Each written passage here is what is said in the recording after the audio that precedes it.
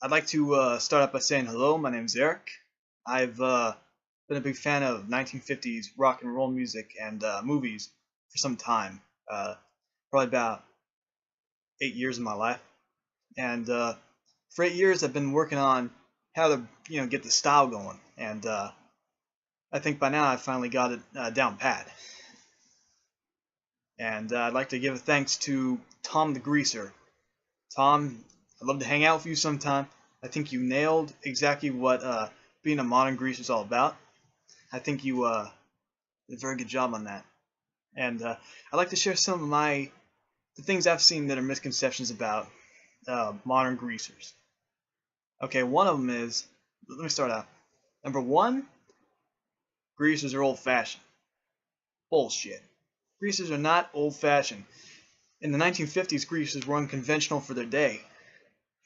The duck's ass hairstyle was not commonly worn by people. Most people kept their hair really short in a crew cut, or they kept it parted on one side like those Ivy League preppy guys.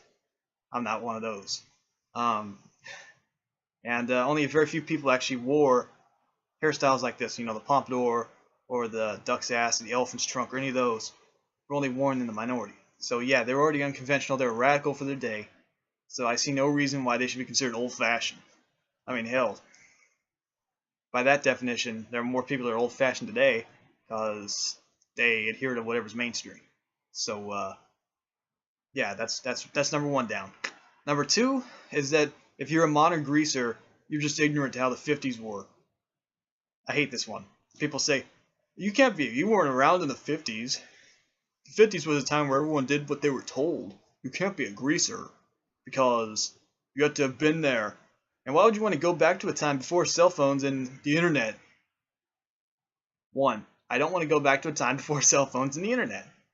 Two, no, I'm not ignorant about the 50s. I understand that some people did as they were told, but every decade has had radicalists. It's as simple as that. There's always been a decade where people have been unconventional. And this was one of them. This was the unconventional of the 50s and the early 60s. Was, being a greaser. So, no, greasers are not, number one, they're not old-fashioned. Number two, they did not do as they were told back then. That's for sure. Number three, this is very much related to the first two, but it's in a really negative way. Number three says greasers are all thugs. No, greasers are not all thugs. They're not all thugs, they're not all hoods, they're not out to mug people. That's not what a real greaser's about. That's just a thug who looks like a greaser. Because the hairstyle was used by nonconformists of the era, rebels, kind of like thugs. But that doesn't mean they're thugs. Some were, some weren't. Okay?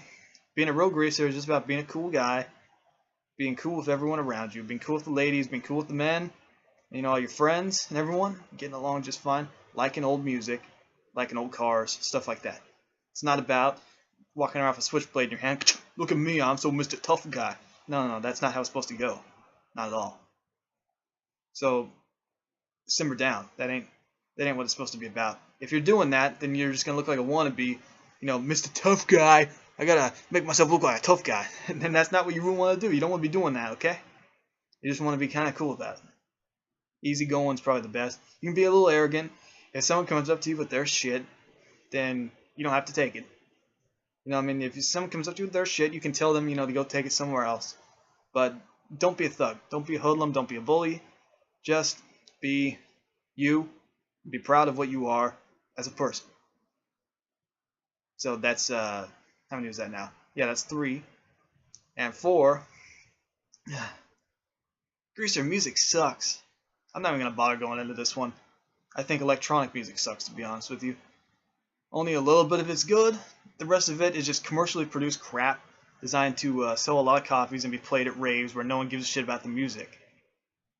Because they're just dancing around and partying and doing X and whatever the fuck they're doing. So yeah, that's where I stand on that.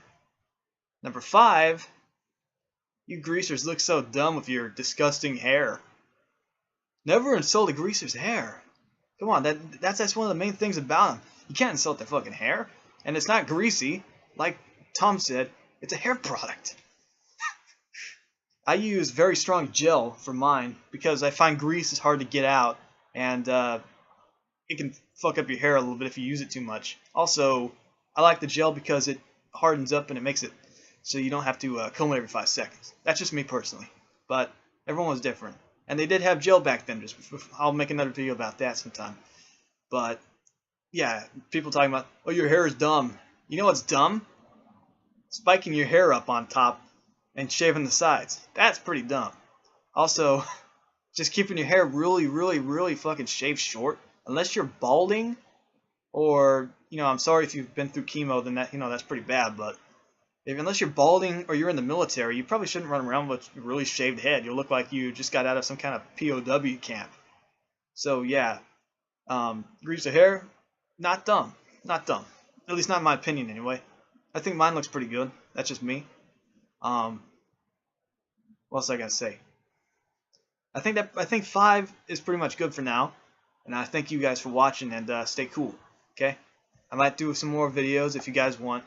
And I'll see you later.